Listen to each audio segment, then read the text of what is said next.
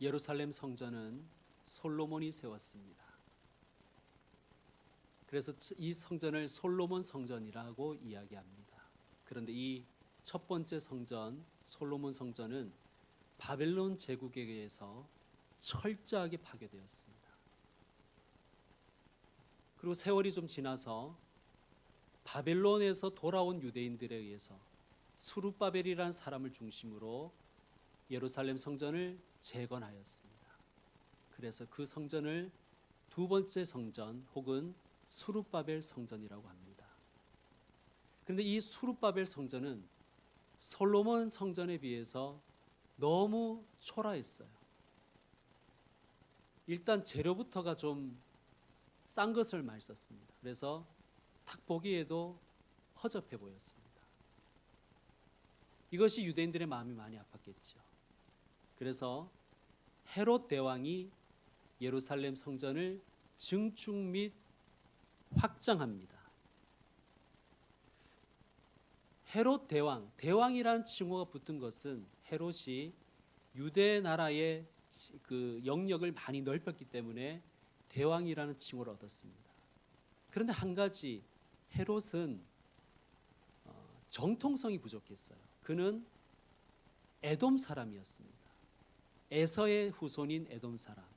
에돔을 헬라어로 이두메라 그러거든요. 이두메인이었습니다. 즉 그는 정통 유대인이 아니었어요. 혈통과 정통을 매우 중요시하는 유대인들에게 헤롯이 인정될 리가 없죠. 그래서 이 헤롯 대왕은 유대인들의 환심을 사기 위해서 성전을 재건합니다. 리모델링합니다. 그런데 이 공사가 대단했습니다. 주전 18년에 헤롯이 성전 공사를 시작했는데 헤롯이 죽고도 계속되어서 얼마나 걸렸느냐? 주후 63년까지 약 80년 동안 계속되었습니다. 물론 1차적으로는 46년 만에 1차 완공이 되었지만 계속 공사를 해서 주후 63년까지 약 80년에 걸쳐서 대공사가 진행된 것입니다. 유대인들은 헤롯의 이 공사를 환영했습니다. 그리고 많은 사람들이 헤롯이 지은 성전에 대해서 자부심을 느꼈어요. 그것이 오늘 본문 5절에 잘 드러나 있습니다. 5절을 제가 공동 번역으로 읽어드리겠습니다. 사람들이 아름다운 돌과 예물로 화려하게 꾸며진 성전을 보며 감탄하고 있었다. 그런데 예수님은 여기에 찬물을 끼얹는 말씀을 하시죠. 6절 말씀 함께 읽겠습니다. 시작. 날이 이르면 돌 하나도 돌 위에 남지 않고 다 무너뜨려지리라. 이 예언은 실제로 주후 70년, 그러니까 성전이 완공되고 약 7년 정도밖에 되지 않았을 때 로마에 의해서 예루살렘이 함락되고 그때 성전이 파괴되어 버립니다. 조금만 남았습니다. 서쪽의 벽. 그래서 지금도 그 벽이 통곡의 벽 그렇게 이야기하고 있습니다. 자, 오늘 본문을 통해서 우리에게 주시는 예수님의 뜻은 무엇일까요? 첫째는 보이는 것이 아니라 보이지 않는 하나님을 의지하라고 예수님 말씀하십니다. 여러분, 우리는 보이는 것을 의지할 때가 많죠. 특별히 그 보이는 것이 웅대하거나 멋있거나 화려하면 감탄하죠. 와, 대단하다. 그런데 감탄을 넘어 자긍심을 느끼기도 합니다. 그리고 급기야는 이런 생각을 하죠. 이것은 절대 무너지지 않을 거야. 그런데 예수님은 분명히 말씀하십니다. 너희가 보는 이것들이 다 무너뜨려지리라. 여러분, 그러므로 눈에 보이는 것에 마음을 두고 살아서는 안 되겠습니다. 대신 주님은 우리가 보이지 않는 하나님, 그러나 영원하신 하나님을 의지하라고 말씀하십니다. 성도 여러분, 예수님이 우리에게 이런 말씀을 하셨잖아요. 어린아이 같은 믿음을 가지라. 여러분, 어린아이의 마음이 뭘까요? 어린아이가 큰 아파트 있다고 안심하겠습니까? 어린아이가 돈 많다고 안심할까요? 만약에 어린아이가 그런 외모, 껍데기, 건물, 돈을 보고 안심한다면 나이에 상관없이 그는 어린아이가 아닙니다. 어린아이는 엄마 아빠 품에 있을 때 안심하지요. 특히 어린아이는 엄마 없이는 살 수 없습니다. 어린아이에게 엄마는 절대적입니다. 천만금을 준다 해도 엄마와 바꿀 수는 없습니다. 그러므로 나는 예수님만 있으면 됩니다. 나는 하나님을 그 무엇과도 바꿀 수 없습니다. 이렇게 고백하고 사는 사람이 어린아이와 같은 믿음을 가진 사람입니다. 여러분, 마지막 때가 되어가면 사람들의 마음이 점점 하나님으로부터 떠납니다. 화려하고 거대하고 웅장하고 거대한 것에 사람들의 마음이 쏠려버리지요. 코인이다. 그러면 사람들이 막 몰려갑니다. 이번에는 금이다. 그럼 사람들이 막 우르르 몰려가지요. 아니야, 역시 부동산이야. 사람들의 마음은 막 움직입니다. 아니야, 역시 이번에는 주식이야. 우르르 몰려다닙니다. 그런 우리들에게 예수님 경고하십니다. 그것들이 곧 무너질 거야. 예수님께서 요한복음 2장에서 이렇게 말씀하셨죠. 이 성전을 헐어라. 내가 사흘 만에 다시 일으키리라. 여러분, 무슨 말씀입니까? 내가 진짜 성전이야. 너희들은 나를 의지해야 돼. 내가 진짜야. 눈에 보이는 것은 허상이야. 다 가짜다. 거기에 너희의 인생을 걸어서는 안 된다. 거기에 너희의 인생을 걸면 그것들이 무너질 때 너도 무너지기 때문이다. 나에게 집중해라. 내가 진짜다. 나를 의지해라. 그런 뜻입니다. 자, 우리 말씀 한 곳 찾겠습니다. 구약의 시편 16편 8절입니다. 16편 8절. 구약 812쪽쯤에 있습니다. 구약 812쪽쯤에 있습니다. 시편 16편 8절.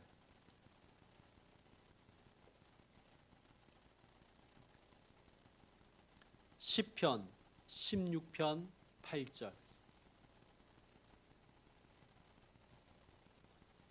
구약 810쪽 쪽에서 좀쯤에 찾으십시오. 800쪽쯤에서 시편 16편입니다. 8절 시작.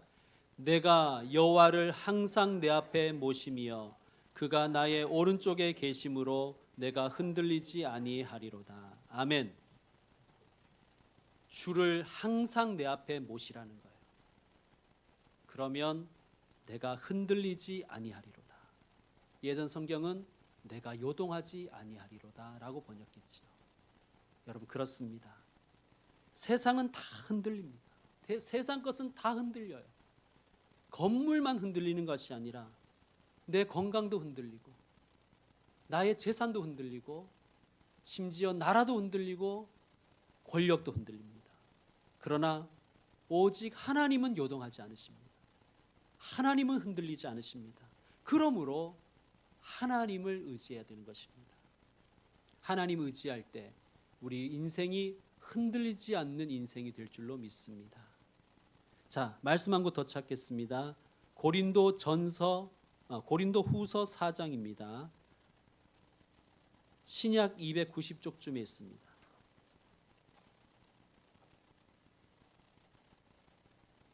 신약 290쪽쯤에 있습니다. 고린도후서 4장 18절. 고린도후서 4장 18절 시작. 우리가 주목하는 것은 보이는 것이 아니요 보이지 않는 것이니 보이는 것은 잠깐이요 보이지 않는 것은 영원함이라. 아멘. 여러분, 무엇에 주목해야 된다고요? 그렇죠. 왜? 보이는 것은 잠깐, 보이지 않는 것은 영원. 그렇습니다, 여러분. 이것을 아는 것이 지혜입니다.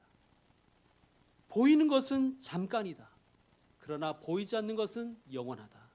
그러므로 여러분, 보이지 않는 하나님을 의지하며 살아가시는 참으로 지혜로운 분들 다 되시기를 축원드립니다. 두 번째, 종말을 향하여 가고 있는 우리들에게 주님은 미혹되지 말고 기도에 힘쓰라고 말씀하십니다. 미혹되지 말고 기도에 힘쓰라. 자, 예수님의 말씀을 듣고 제자들이 묻지요. 7절, 선생님이여 그러면 어느 때에 이런 일이 있겠사오며 이런 일이 일어나려 할 때에 무슨 징조가 있사오리까? 사람들은 종말 그러면 때와 징조에 관심이 많습니다. 종말이라고 하면 그게 언제냐? 그때 무슨 징조가 있느냐? 거기에 관심이 많죠. 이에 대한 예수님의 답이 36절까지 쭉 이어지는데 첫 번째 말씀이 중요하고 마지막 말씀이 중요하잖아요. 그죠? 긴 말씀에서는 첫 번째 뭐라고 하십니까? 18절에 이렇게 말씀하십니다. 미혹을 받지 않도록 주의하라.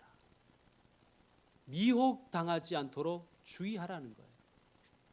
자, 그리고 36절 결론은 뭐예요? 여러분이 36절 읽어주세요. 자, 오늘 말씀 누가복음 21장으로 돌아와서 누가복음 21장의 36절 긴 말씀의 결론입니다. 자, 여러분 읽어주십시오. 시작.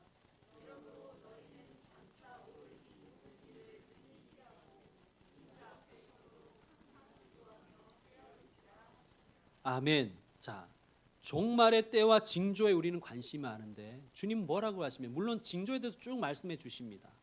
그러면서 예수님이 강조하신 게 뭐냐면 미혹받지 않도록 조심해라. 그리고 너희는 항상 기도하며 깨어 있으라. 이게 예수님이 주시는 뜻입니다. 여러분, 시한부 종말론 이단 사이비가 하는 짓이 뭐예요? 그들은 사람들이 때와 징조에 집중하게 합니다. 그래서 미혹시키는 거예요. 성경이 말한 그 때를 우리는 알고 있어. 성경이 말하는 그 징조를 우리가 너희에게 풀어줄 수가 있어. 그러니 우리에게 와. 우리가 너희에게 다 가르쳐 줄게. 그것이 이단 사이비, 시한부 종말론 이단 사이비가 하는 미혹입니다. 자, 8절에서 예수님 분명히 말씀하시죠. 미혹을 받지 않도록 주의하라. 그러면서 이렇게 말씀하십니다. 많은 사람이 내 이름으로 와서 이르되 내가 그라 하며 무슨 뜻입니까? 이단들이 많이 나타난다는 거예요. 우리 한국에도 내가 예수다, 내가 하나님이라고 하는 자들이 한 50명쯤 있다 그래요. 미혹당하지 말라고 말씀하십니다. 또 그들이 하는 말은 뭐예요? 때가 가까이 왔다는 거예요. 그런데 예수님 뭐라고 하시냐면 그들을 따르지 말라라고 말씀하십니다. 분명하지요. 때와 징조에 대해서 성경 분명히 말씀을 하시지만 징조에 집중하지 말고 뭐에 집중하라? 기도하며 깨어있는 것에 집중하라고 주님 말씀하시는 거예요. 여러분, 누가 여러분에게 우리는 때를 안다, 우리는 징조를 해석할 수 있다 하면 다 거짓말이라고 생각하셔도 됩니다. 그날과 그때는 오직 아버지만 아십니다. 아버지만 아십니다. 하나님 아버지만 아세요. 예수님도 모른다고 말씀하셨어요. 절대 미혹되어서는 안 될 것입니다. 자, 9절 예수님 계속 징조를 말씀하시죠. 난리와 소요의 소문을 들을 때에 뭐라고 하시냐면 두려워하지 말라. 난리와 소요의 소문들을 너희가 들을 터인데, 그런 뉴스들을 들을 터인데 이게 종말의 사건이 아닌가 하며 두려워하지 말라는 거예요. 최근에는 러우 전쟁이 성경이 말하는 종말의 전쟁이라고 주장하는 이들도 있더라고요. 여러분, 미혹되지 마십시오. 주님이 분명히 이어서 이렇게 말씀하십니다. 이 일이 먼저 있어야 하되 끝은 곧 되지 아니하리라. 그러니 미혹당하지 마시기 바랍니다. 자, 10절 말씀. 또 이르시되 민족이 민족을, 나라가 나라를 대적하여 일어나겠고 곳곳에 큰 지진과 기근과 전염병이 있겠고. 여러분, 대지진, 기근, 전염병은 시대마다 있었죠. 얼마 전에도 우리는 코로나 팬데믹을 경험했지 않습니까? 중세 시대 때도 흑사병이 유행하여서 유럽 인구의 3분의 2가 죽었습니다. 여러분, 계속해서 주님 말씀하십니다. 또 무서운 일과 하늘로부터 큰 징조들이 있으리라. 기후변화 같은 일들이 일어난다는 것입니다.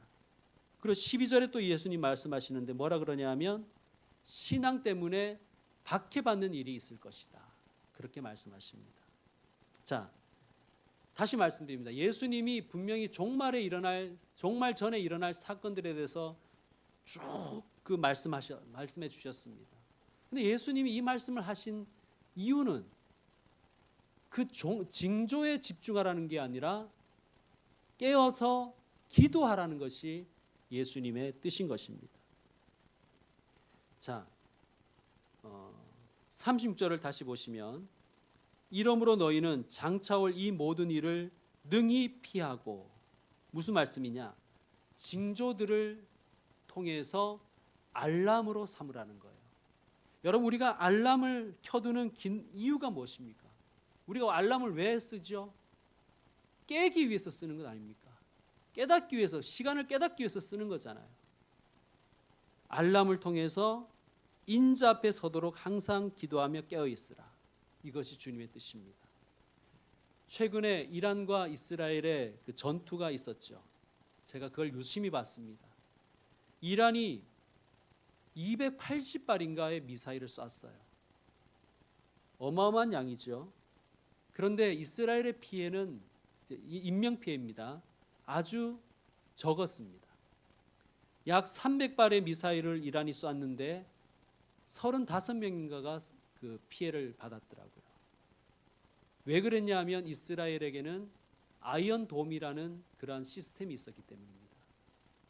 이 아이언돔은 우리는 요격 그런 것만 생각하는데 적국이 미사일을 쏘는 순간 그 경보가 발동하는 그 전체 시스템을 다 아이언돔이라고 한대요.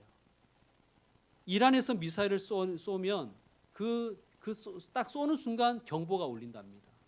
그러면 미사일이 날아오는 시간이 있을 것 아니에요. 뭐 10분, 20분 시간이 있는데 그 시간 동안 국민들은 방공으로 피하는 거죠. 그럼 누가 죽었냐? 알람을 안 믿은 사람이 죽었다는 거예요. 알람이 울리는데도 민기적 느려 터진 사람 죽었다는 거예요. 여러분, 우리에게 주는 교훈이 있죠. 하나님 우리에게도 너희는 영적 아이언돔을 세우라고 말씀하십니다. 즉 하나님의 말씀을 알람으로 삼고 깨어 기도하는 것이 영적 아이언돔을 세우는 것입니다. 여러분, 우리에게는 영적 아이언돔을 주셨습니다. 우리의 가정과 우리의 교회, 말씀과 기도로 영적 아이언돔을 세워야 될 줄로 믿습니다. 그러면 마귀가 아무리 미사일을 쏘고 화살을 쏜다 해도 우리는 다 피할 수 있고 다 막아낼 수 있는 것입니다. 말씀과 기도로 영적 아이언돔을 구축하는 교회와 성도들 다 되기를 축원드립니다. 세 번째, 종말을 향하여 가고 있는 우리들에게 주님은 고난을 기회로 삼으라고 말씀하십니다. 자, 여러분 12절 말씀 읽어 주십시오. 12절 말씀 시작.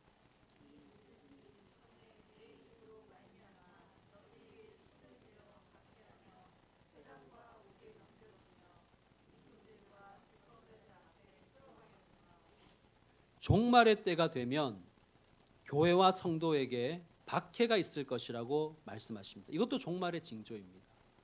그런데 주님의 강조점은 13절에 있습니다. 13절도 읽어주세요. 시작. 아멘. 증거 앞에 주석 표시가 있죠. 좋은 성경은 다 주석 표시가 있습니다. 자, 내려와서 읽어주세요. 뭐라고 되어 있습니까? 그렇죠.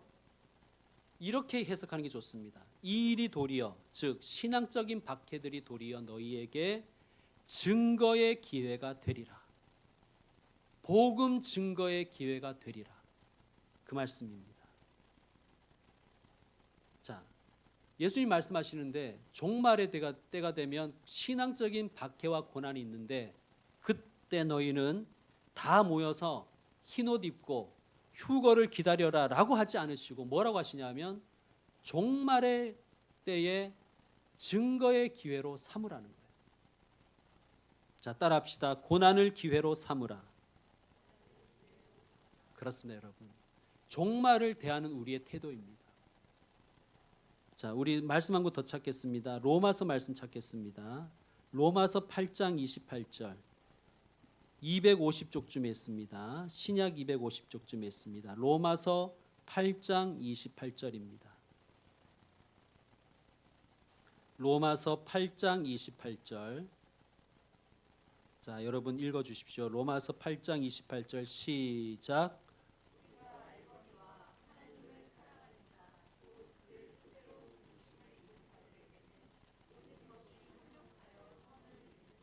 아멘. 모든 것이 합력하여 선을 이룬다는 거예요. 합력하여에 해당하는 헬러어가 쉬네르게오라는 단어입니다. 이 쉬네르게오가 영어로 가서 시너지가 되었습니다. 시네르기, 쉬네르게오가 시너지가 된 것입니다. 여러분, 시너지 효과라는 것이 있죠. 무엇입니까? 여러 요소와 부분과 기능들이 합력하여서 상승 효과를 가져오는 것을 가리킵니다. 하나님을 사랑하는 자, 곧 그의 뜻대로 부르심을 입은 자들에게는 모든 것이 협력하여서, 즉 좋은 일과 나쁜 일, 성공과 실패, 부흥과 고난마저 다 협력하여서 시너지 효과를 낸다는 거예요. 탁월하게 될 것이라는 것입니다. 좋아지게 될 것이라는 것입니다. 우수하게 될 것이라는 말씀입니다. 여러분, 우리는 이렇게 생각합니다. 고난은 내 인생의 마이너스야. 고난이 내 인생을 마이너스로 만들 거야. 우리는 그렇게 생각을 하죠. 그래서 고난을 두려워합니다. 그래서 고난을 피하려고만 하죠. 그런데 하나님은 이렇게 말씀하십니다. 고난이 너희에게 기회가 될 거야. 고난이 쉬네르게오, 시너지가 되게 하실 거야. 그 말씀을 우리에게 주시는 것입니다. 여러분, 성경 한 구 더 찾겠습니다. 빌립보서 우리 찾아봅시다. 빌립보서 신약 318쪽쯤에 있습니다. 빌립보서 1장 12절입니다. 1장 12절. 자, 빌립보서 1장 12절 318쪽쯤에 있습니다. 자, 찾아 놓으시고, 여러분, 이 빌립보서는 바울이 감옥에서 쓴 편지예요. 즉 소위 말해서 옥중서신이에요. 자, 근데 그가 뭐라고 하는지 한번 봅시다. 빌립보서 1장 12절 함께 읽겠습니다. 형제들아, 내가 당한 일이 도리어 복음 전파의 진전이 된 줄을 너희가 알기를 원하노라. 아멘. 내가 당한 일이 뭐예요? 감옥에 갇힌 거죠. 감옥에 투옥된 거예요. 인간적으로 생각하면 이거 고난이잖아요. 그런데 이 사도 바울은 뭐라 그러냐면 고난이 도리어 복음 전파의 진전이 되었다. 진전에 해당하는 헬러어가 프로코네라는 단어인데 이게 군사 용어입니다. 뜻은 길을 만들다. 프로코네, 길을 만들다. 여러분, 이런 부대가 있어요. 본대보다 먼저 앞서가서 길을 만드는 부대가 있습니다. 나무가 있으면 잘라내고, 강이 있으면 다리를 만들고, 길이 없으면 길을 내는 부대가 있어요. 이 부대가 뭔지 아세요? 공병대라는 부대입니다. 일명 골병대라고도 합니다. 얼마나 힘들었으면 골병대라 그러겠어요. 토목공학과 친구들이 제게 있었었는데 그 친구들이 대학교 때 그러더라고요. 우리는 노가다과 다닌다고 그렇게 얘기하더라고요. 중노동이죠. 자, 그런데 중요한 것은 힘든 일인데, 중노동인데, 골병 드는 일인데 공병대가 지나가면 길이 생기는 거예요. 여러분, 지금 바울이 그 얘기를 하고 있는 거예요. 자, 로마의 공병대가 길을 내면 그것이 로마 제국이 되지 않냐. 여러분, 실제로 모든 길은 로마로 통한다. 로마는 도로를 통해서 제국을 건설했어요. 바울이 복음 전하기 위해서 얼마나 고생을 많이 했습니까? 죽을 뻔한 일들도 많이 당했습니다. 골병 들었습니다. 근데 그는 이렇게 말합니다. 내가 당한 고난으로 말미암아서 복음의 길이 열렸다. 성도 여러분, 그렇습니다. 우리들이 살아가는 삶의 현장에서도 사도 바울 같은 고백이 우리에게 있기를 원합니다. 내가 당한 고난을 통해서 하나님은 길을 여셨다. 내가 당한 일을 통해서 하나님은 하나님의 나라를 확장하셨다. 나는 하나님의 공병대다. 이런 고백이 저와 여러분께 있기를 원합니다. 고난 회피형으로 살아가면 고난을 통해서 길을 내시는 하나님을 절대 만날 수가 없겠죠. 여러분, 요한계시록에 보면 이런 표현이 나옵니다. 모든 눈물을 닦아주신다. 여러분, 그런데 주님을 위해서 한 번도 울어본 적이 없는 사람은 이 말씀의 의미를 깨닫지 못하는 거예요.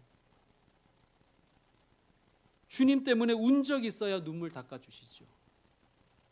주님 때문에 아픈 적이 있어야 위로해 주시죠. 주님 때문에 상처받은 적이 있어야 싸매어 주실 것 아니겠습니까? 아, 나는 너무 말짱해. 주님 때문에 나는 울어본 적도 없고 고난당한 적도 없고 피 흘린 적도 없고 욕먹은 적도 없고 상처받은 적도 없어. 여러분, 이러면 천국에 가서 얼마나 창피하겠어요. 너 뭐 하다 왔냐? 주님이 물으실 때 할 말이 있어야 되지 않겠습니까? 저는 힘든 것은 다 피하고 쉬운 것만 하다 왔어요. 얼마나 부끄럽겠습니까? 성도 여러분, 고난은 기회입니다. 고난을 기회로 여길 수 있고 고난을 통해서 기회를 붙들 수 있는 분들 되시기를 축원드립니다. 우리 교회가 요즘 좀 힘들어요. 근데 생각해 보면 뭐 언제나 안 힘든 적이 있었나 이런 생각이 들더라고요. 저는 믿습니다. 하나님은 고난을 통해서 길을 열어 주신다. 여러분, 우리 교회가 이 땅을 사고 이 건물을 짓게 된 계기, 제가 몇 번 말씀드렸지만 나쁜 건물주 만났기 때문이에요. 얼마나 힘들었는지 몰라요. 그런데 그 고난 때문에 땅도 사고 건물도 지은 거예요. 길이 열린 것이죠. 지금도 마찬가지입니다. 저는 이런 생각이 들더라고요. 요즘에 세금 더 올려라, 뭐 올리려면 확 올려버려라. 그러면 하나님이 분명히 길을 내실 것이다. 아니면 어떡합니까? 뭐 교인들이 그렇게 물을 수 있겠죠. 아니면 말죠. 뭐 하나님 앞에서 울면 되지 않습니까? 많이 울면 하나님이 눈물 닦아주십니다. 주를 위해서, 교회를 위해서 많이 울면 주님이 위로해 주십니다. 성도 여러분, 고난이 있으십니까? 그러면 많이 우십시오. 많이 울면 주님이 눈물 닦아주시고 기회를 주시고 길을 열어주십니다. 그런 하나님을 한번 경험해 보시기를 축원드립니다. 우리가 사랑하는 요셉도, 구약의 요셉도 그랬잖아요. 여러분, 요셉이 얼마나 많은 고난을 당했습니까? 형들에게 미움을 사서 애굽의 노예로 팔려가 버렸습니다. 분명히 고난이지요. 그런데 그 고난 때문에 그의 인생의 길이 열리잖아요. 아니, 고난이 없었으면 요셉이 이집트, 당시 최대 강국인 이집트에 갈 생각조차 했겠습니까? 그냥 부잣집 도련님으로 살았겠지요. 채색 옷 입고 뭐 형들 놀리고 그러다가 뭐 맨날 욕 먹고 뭐 그런 부잣집 도련님처럼 컸겠죠. 근데 그가 노예로 팔려갔으니까 고난을 당하니까 보디발이라는 사람, 이게 애굽 파라오의 친위 대장이었거든요. 이 사람을 만난 거 아닙니까? 이 사람 집에서 가정 총무를 하게 되었어요. 여러분, 보디발의 집에는 그 집에 왕의 신하들을 가두는 감옥이 있는, 아주 우리가 생각하는 그냥 뭐 아파트 70평 이런 규모가 아니에요. 그러한 집을 관리하는 총무가 된 것입니다. 재산도 관리하고 그 집의 노예들도 관리하는. 자, 그러다가 또 고난이 찾아왔죠. 보디발의 아내가, 이 여자가 이상한 여자죠, 그죠? 요셉을 유혹했습니다. 그러다가 그 유혹을 거절한 것 때문에 누명 쓰고 감옥에 가죠. 얼마나 억울했겠어요. 여러분, 고난이지 않습니까? 그리고 감옥 생활을 2년간 합니다. 그런데 중요한 것은 그 고난 때문에 거기에서 누구를 만납니까? 술 맡은 관원장, 떡 맡은 관원장을 만나요. 여러분, 이 술 맡은 관원장, 떡 맡은 관원장이니까 여러분이 좀 우습게 보는 경향이 있는데, 당시 파라오의 떡과 술을 관장하는 사람은 오늘날 우리가 생각하는 대통령 비서실장이라고 생각하시면 됩니다. 그냥 가장 믿는 사람, 가장 왕 측근인 사람인 거예요. 왕의 먹는 것을 관리하니까 최측근의 사람이에요. 여러분, 고난이 없었다면 요셉이 어떻게 이런 범터를 만날 수 있겠어요? 자, 이런 고위직들을 감옥에서 만나면서 이 사람들 통해서 무슨 얘기를 들었을까요? 이 사람들도 심심하니까 자기 뭐 무용담도 얘기하고 그 왕실 혹은 그 궁궐에 돌아가는 이야기를 많이 했겠죠. 이 사람은 이렇더라, 저 사람은 저렇더라, 이 일은 이렇고 저 일은 저렇고 뭐 그런 얘기를 얼마나 많이 했겠습니까? 여러분, 요셉이 30살에 애굽의 총리가 되는데 총리가 되자마자 멋지게 일을 해나가잖아요. 여러분, 저는 여기에서 이 감옥에서 배웠다고 생각합니다. 감옥은 분명히 고난이었지만 요셉에게 정치 속성반이 된 거예요. 하나님은 고난을 통해서 요셉에게 새로운 길을 여신 거예요. 여러분, 여러분도 좀 대단한 사람이 되고 싶으면 서울구치소 가시면 됩니다. 여러분, 우리가 알다시피 거기에는 지금 대통령도 있고 뭐 다 있지 않습니까? 내각도 꾸릴 수 있다 그래요. 여러분, 농담처럼 말씀드렸지만 고난이 새로운 기회를 여는 문이 될 것입니다. 혹시 고난 중에 있으십니까? 고난 가운데 낙심만 하지 마시고 불평 원망만 하지 마시고 이것은 하나님이 나를 이끌어 주시는 기회다. 새로운 길을 열어 주시는 하나님의 기회라고 생각하시기를 축원드립니다. 그러면 여러분의 삶을 대하는 태도가 달라질 것입니다. 자, 정리합시다. 오늘 우리 종말에 대해서 배우면서 종말을 사는 우리들 오늘 세 가지를 배웠습니다. 첫째, 기억해 보십시오. 보이는 것은 잠깐, 보이지 않는 것은 영원이라고 배웠습니다. 세상의 화려함, 세상의 웅장함, 세상의 아름다움은 다 무너진다. 하나님만 의지하는 어린아이 같은 믿음으로 살아라. 이것이 첫 번째 교훈이었죠. 두 번째는 무엇이었습니까? 징조는 알람이다. 종말의 징조는 알람이다. 알람을 듣고 깨어서 기도하라. 말씀과 기도로 영적 아이언돔을 세우라 말씀하셨습니다. 여러분의 가정과 우리 교회가 말씀과 기도로 영적 아이언돔을 세우는 교회와 가정 되기를 소망합니다. 셋째, 고난을 기회로 삼으라. 힘들어도 고난을 이겨내라. 하나님은 고난을 통해서 시온의 대로를 열어주신다. 믿으시길 바랍니다. 언젠가 제가 위조 지폐를 감별하는 사람들을 다룬 다큐멘터리를 본 적이 있습니다. 위조 지폐가 얼마나 많겠어요. 여러분, 종류도 정말 다양하겠죠. 기자가 그 사람이 물었습니다. 위조 지폐 공부하려면 골치 정말 아프시겠어요. 그러니까 이분이 이렇게 말합니다. 아닙니다. 그렇지 않습니다. 저는 진짜만 연구합니다. 여러분, 그렇습니다. 가짜에 집중하지 마시고 진짜에 더 집중하십시오. 진짜에 집중해야 길이 열립니다. 때와 징조가 아니라 진리 되시는 예수님께 집중하는 저와 여러분 되시기를 주의 이름으로 축원드립니다.